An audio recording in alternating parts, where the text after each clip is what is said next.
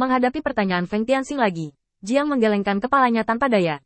Mereka bertindak sangat waspada. Bahkan proses mengetahui keberadaan mereka adalah sebuah kecelakaan. Ketika saya ingin mengatur anak buah saya untuk menindaklanjutinya nanti, saya sudah kehilangan posisi mereka. Asal-usul setan ini tidak kecil. Tianxing, kamu harus berhati-hati saat berada di luar. Apakah ada hal lain di pihakmu? Jika tidak, aku akan kembali dulu. Kota utama tidak dapat dipisahkan dariku untuk saat ini. Feng Tianxing mengangguk dalam diam. Jika Anda memiliki informasi terbaru, tolong kirimkan sesegera mungkin. Jika ada hal lain, saya akan memberitahu Anda sesegera mungkin. Setelah keduanya berdiskusi, Jiang bangkit dan pergi. Hari ini, dia dapat dianggap melakukan yang terbaik, dan semuanya bergerak ke arah yang baik, dan kontribusi Jiang sangat diperlukan. Feng Tianxing tahu bahwa sudah waktunya untuk memberikan beberapa manfaat kepada saudara iblis yang telah lama bersamanya, tetapi itu belum waktunya. Begitu Jiang pergi, Xiao Er masuk dengan anggur yang enak. Dia melirik punggung Jiang dengan curiga, dan kemudian datang ke meja Feng Tianxing. Petugas tamu, tenang saja, apakah itu temanmu barusan? Feng Tianxing langsung mengangguk. Temanku yang sangat baik. Ketika pelayan mendengar ini, dia diam-diam senang. Baru saja, dia mengenali identitas Jiang.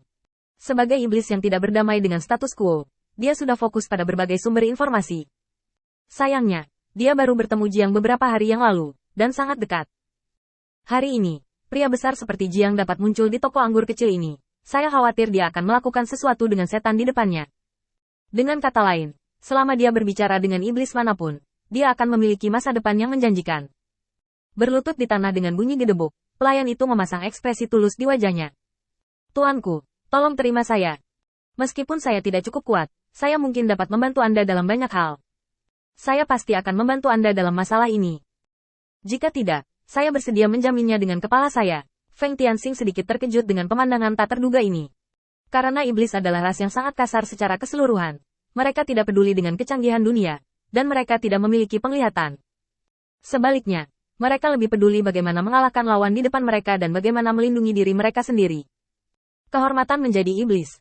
Ini pada dasarnya semua. Dan sekarang, ras iblis yang berbeda muncul di depannya. Feng Tianxing secara tidak sadar mengingat semua penampilannya di benaknya. Tidak buruk. Tetapi tampaknya juga terbatas pada ini. Bakat yang dia tunjukkan sekarang memiliki pilihan yang lebih baik dari presiden pasar gelap. Dan aspek lain dari dirinya juga perlu dipertimbangkan. Bagaimanapun, dia bergabung di tengah jalan. Jika tidak ada keuntungan dari keputusan akhir, maka tidak perlu bergabung. Diinginkan. Meski sebenarnya begitu, Feng Tianxing tetap tidak langsung menolak, tapi berpikir sejenak. Manfaat menerima Demon Raja ini hampir dapat diperkirakan. Hampir tidak mungkin bawahannya muncul langsung sekarang. Alasan utamanya adalah Jia Luo sedang memata-matai di luar.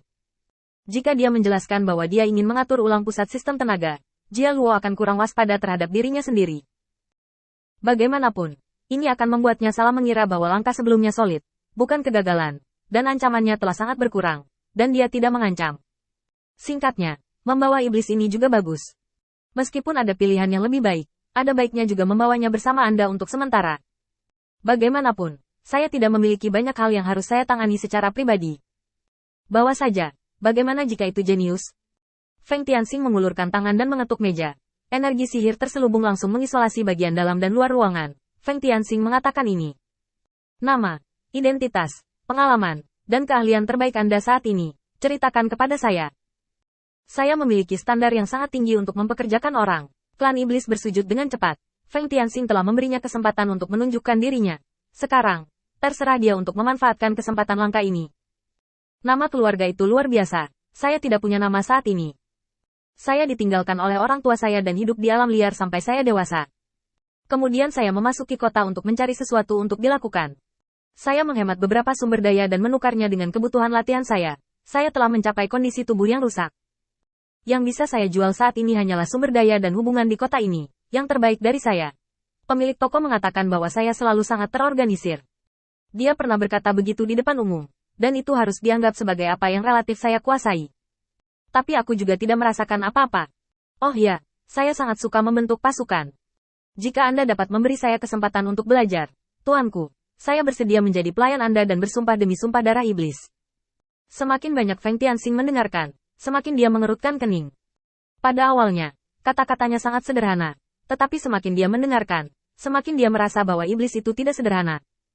Dibutuhkan banyak kesabaran bagi klan iblis untuk dapat mengumpulkan sumber daya dengan ketenangan pikiran sebagai ganti kebutuhan kultivasi. Selain itu, dia memiliki penilaian yang sangat akurat tentang nilai semua sumber dayanya. Dia menganalisis masalah dari sudut pandangnya sendiri. Jarang dan berharga bagi asisten toko untuk memiliki informasi tentang seluruh kota, tetapi tidak begitu penting dari sudut pandang Feng Tianxing yang lebih tinggi. Dan dia benar-benar menggunakan sudut pandangnya sendiri untuk mengevaluasi kekuatan dan kelemahannya. Ini juga dapat menjelaskan mengapa dia memberitahu evaluasi pemilik tentang dirinya. Dia tidak tahu apa yang terbaik dari dirinya dan apa yang bisa dia hargai. Tetapi dia dapat yakin bahwa orang yang mulia di depannya mungkin dapat memuji bagian yang dipuji oleh pemiliknya secara pribadi. Peduli. Inilah perbedaan dalam berpikir. Adapun permintaan formasi selanjutnya, itu lebih seperti sumpah setianya. Setelah berpikir sejenak, Feng Tianxing mengetuk meja. Seliang, Liang, itu artinya Dong Liang. Kuharap kamu tidak mengecewakan harapanku padamu. Bahwa aku menemui pemilik toko. Jika aku memburu seseorang darinya, aku harus memberitahunya apapun yang terjadi. Siliang menuliskan nama barunya di dalam hatinya, dan segera bangkit. Yang mulia, tolong. Feng Tianxing berjalan keluar ruangan dengan tenang, dan memberikan pengingat biasa. Panggil aku anak laki-laki mulai sekarang. Seliang buru-buru menundukkan kepalanya dan setuju. Ya, anakku. Di bawah kepemimpinan Seliang, Feng Tianxing berjalan jauh ke sebuah restoran di sebelah restoran, dan dia tampak sedikit bingung sebelum mengetuk pintu. Nak, kenapa kita tidak langsung pergi? Pemiliknya tidak banyak bicara. Feng Tianxing tidak peduli. Dia perlu memahami motif Seliang sendiri, yang lebih penting daripada menerimanya. Mengambil tanpa memberitahu disebut mencuri. Saya tidak ingin mencuri dari orang lain. Melihat bahwa Feng Tianxing telah mengambil keputusan, Seliang mendorong pintu hingga terbuka dan membungkuk dengan hormat ke dalam. Penjaga toko, anakku ingin bertemu denganmu. Setelah hening sejenak, sebuah gelas anggur tiba-tiba terlempar keluar dari dalam. Aura yang luar biasa memadat, menghalangi gelas, dan menyingkirkan kesopanan sebelumnya.